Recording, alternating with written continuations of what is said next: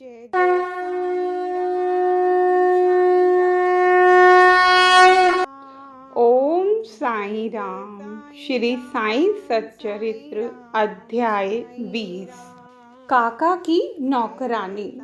बाबा के वचनों में पूर्ण विश्वास कर वे शिरडी से विलेपार्ला में पहुंचकर काका दीक्षित के यहाँ ठहरे। दूसरे दिन दासगणों सुबह की मीठी नींद का आनंद ले रहे थे। तभी उन्हें एक निर्धन बालिका के सुंदर गीत का स्पष्ट और मधुर स्वर सुनाई पड़ा। गीत का मुख्य विषय था एक लाल रंग की साड़ी, वह कितनी सुंदर थी, उसका जरी का आंचल कितना बढ़िया था, उसके छोर और किनारे कितने सुंदर थे इत्यादि। उन्हें वह गीत अति रुचिकर प्रतीत हुआ।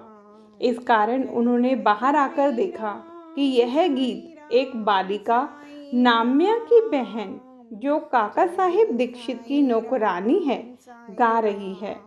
बालिका बर्तन मांज रही थी और केवल एक फटे कपड़े से तन ढके हुए थी।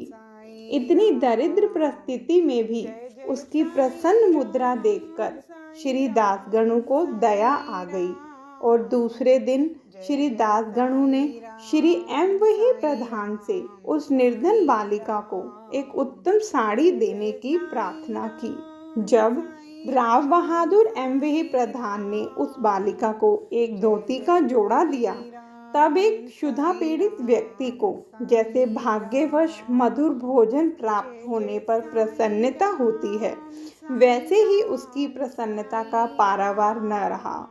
दूसरे दिन उसने नई साड़ी पहनी और अत्यंत हर्षित होकर नाचने कूदने लगी एवं अन्य बालिकाओं के साथ वह फुगड़ी खेलने में मग्न रही। अगले दिन उसने नई साड़ी संभालकर संदूक में रख दी और पूर्ववत फटे पुराने कपड़े पहनकर आई।